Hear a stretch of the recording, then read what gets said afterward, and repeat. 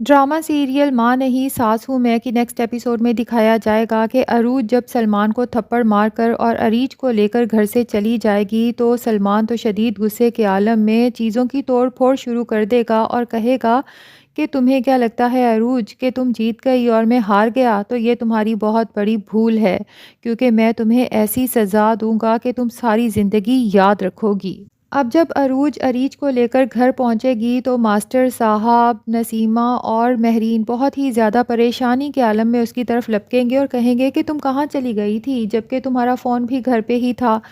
تو عروج بتا ہی دے گی کہ میں دھکے کا جواب تھپڑ سے دینے گئی تھی اور سلمان کے منہ پر تھپڑ مار کے آ رہی ہوں اور اپنی بیٹی کو وہاں سے لے کر آ رہی ہوں۔ ماسٹر صاحب کو یہ سب سن کر اچھا نہیں لگے گا، وہ کہیں گے کہ تمہیں کم سے کم سلمان کے منہ پر تھپڑ نہیں مارنا چاہیے تھا جبکہ تم اس کے ساتھ اپنا گھر بھی بسانا چاہتی ہو، اور اسے کہیں گے کہ ابھی جا کر معافی مانگو اپنی غلطی پر، لیکن عروج کہے گی کہ میں نے کوئی غلطی نہیں کی، وہ چاہتا ہے کہ میں اپنی تمام پراپرٹی اور کاروبار اس کے نام کر دوں۔ ماسٹر صاحب کہیں گے کہ اگر وہ یہی چاہتا ہے تو تم کر دو۔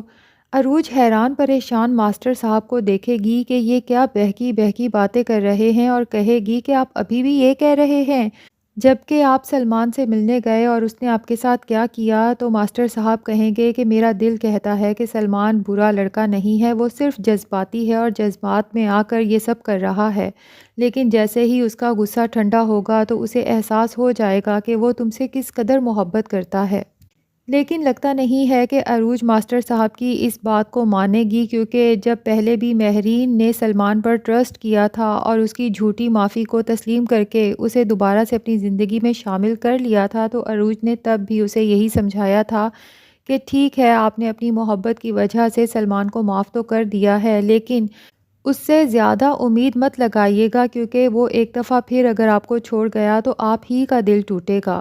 تو عروج تو سلمان کی نیچر کو لگتا ہے کہ بہت اچھی طرح سے پہچان چکی ہے، اور دوسری طرف سلمان غصے کے عالم میں ادریس صاحب سے کہتا ہے کہ میں اب عروج کو طلاق دینا چاہتا ہوں، میں ایسی عورت کو اپنی زندگی میں نہیں رکھ سکتا۔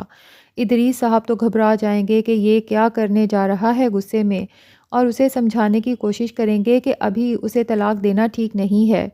سلمان کو تو شدید غصہ آ جائے گا ادریس صاحب پر بھی اور شائستہ پر بھی کہ یہ لوگ کیا مجھے ڈکٹیٹ کرتے رہتے ہیں،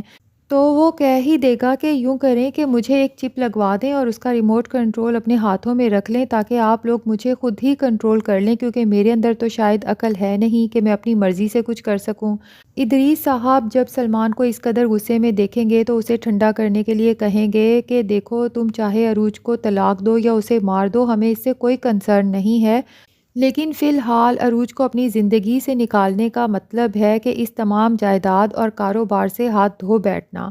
تو ہم تو یہی کہیں گے کہ جب تک تم یہ سب چیزیں حاصل نہیں کر لیتے تب تک تمہیں عروج کو طلاق نہیں دینی چاہیے۔ تو ناظرین دیکھنا یہ ہے کہ کیا سلمان غصے میں آ کر عروج کو طلاق دے دے گا یا ادریس صاحب کی نصیحت پر عمل کرے گا، اور عروج بھی کیا ماسٹر صاحب کی باتوں میں آ کر اپنی تمام جائیداد سلمان کو آزمانے کے لیے اس کے نام لگا کر بے وقوفی کا مظاہرہ کرے گی یا پھر عقل مندی کا مظاہرہ کرے گی اور قانونی کارروائی کر کے سلمان، ادریس اور شائستہ کو ان چیزوں سے بے دخل کر دے گی؟ یہ سب پتہ چلے گا ہمیں آنے والی ایپیسوڈز میں۔ اگر آپ اس ڈرامے سے اپڈیٹڈ رہنا چاہتے ہیں تو اس چینل فاطمہ ارائیں کو سبسکرائب کر لیں۔